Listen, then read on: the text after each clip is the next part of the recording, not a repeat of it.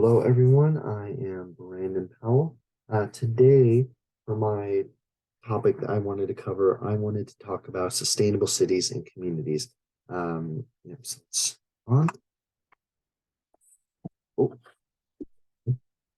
so I want to provide a. Sorry, there we go. This is my presentation outline. So first, we're going to be talking about the qualities of sustainable cities. Generally, what does the UN recognize as what a sustainable city should incorporate?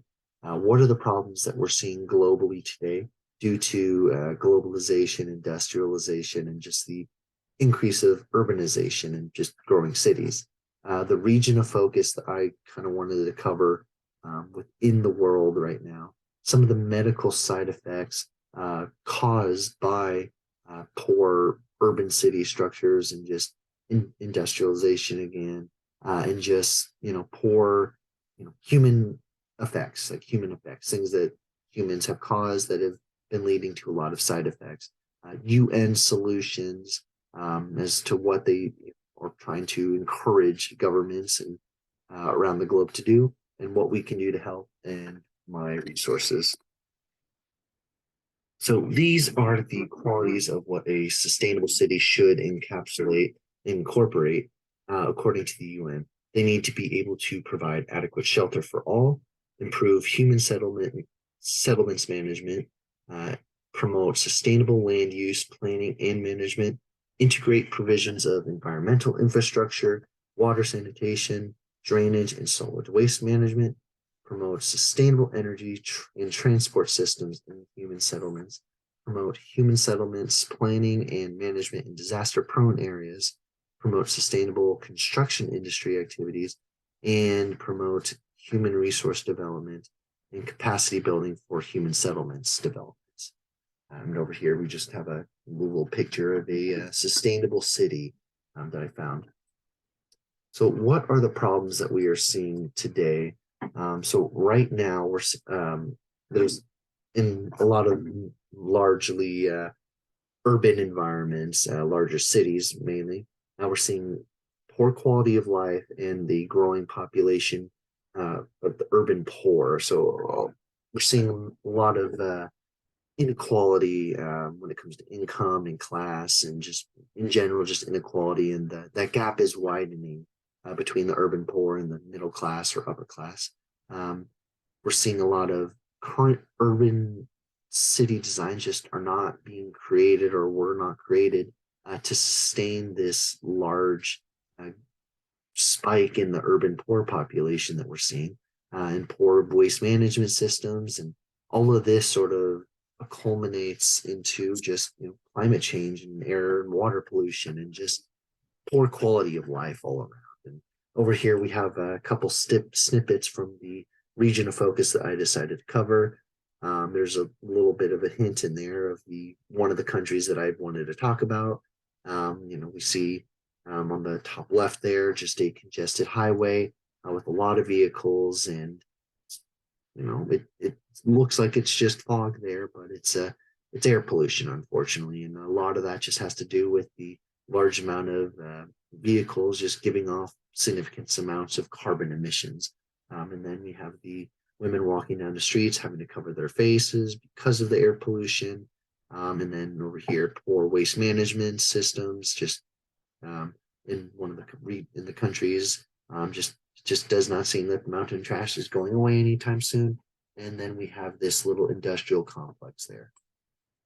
So that little clue sort of gives you an insight as to the region of focus in which I'm covering, primarily China and India. And I chose those two countries due to some of these issues that have been noticed recently and over the last few decades. So right now, for a while now, there has been a growing population of the urban poor in those regions. And that has been creating a poor standard of living or quality of life for many of these individuals. Hmm. And we're also seeing a large, massive industrial, sorry, got the hiccups, and globalized countries, these two, India and China, and that, just due to that and the industrialization going on, it creates a lot of air and water pollution. within the cities too. And there's been a global demand generally for cheaper outsourced labor. A lot of the time, you're not going to find American products that don't say made in China or made in India or some other country, just due to the fact that the government reaches out to these countries to produce their goods for cheap.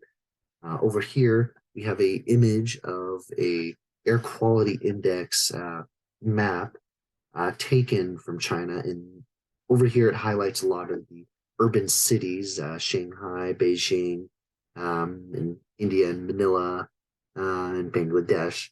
A lot of due to the poor urban environments and the industrialization, it creates a lot of very unhealthy and very hazardous health conditions to the population there.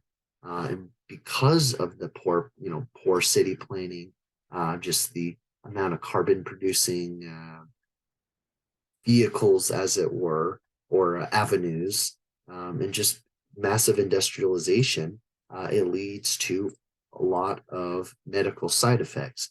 So a lot of sustained or long-term exposure to high levels of PM25 particle matter can cause a lot of respiratory diseases like bronchitis, asthma, inflammation of the lungs, and in some extreme cases, heart attacks and strokes to these more susceptible individuals.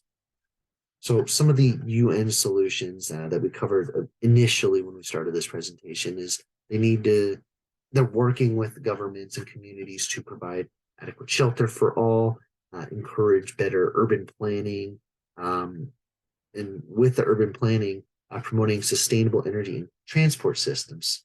I don't quite remember if I mentioned it before, but a lot of the air pollution that we're seeing in China, in India, in other countries, not just in Asia, but in the world, a lot of that has to do just with vehicles. And it's a very convenient mode of transportation, but adding all of that up, at least in China, it contributes to about over 50% of the air pollution that they're seeing there. And right now, a lot of the city planning needs to sort of incorporate those more environmentally friendly qualities and public modes of transportation, electric vehicles, bicycles, and just try to encourage some of their citizens to invest in electric vehicles and just sort of moving away from those personal vehicles that use a lot of gasoline and just pollute the air quality, as it were. They're also trying to work on human resource development and capacity building for human settlements, and just getting the word out there that, hey, this is an issue. We need to, we're working with these more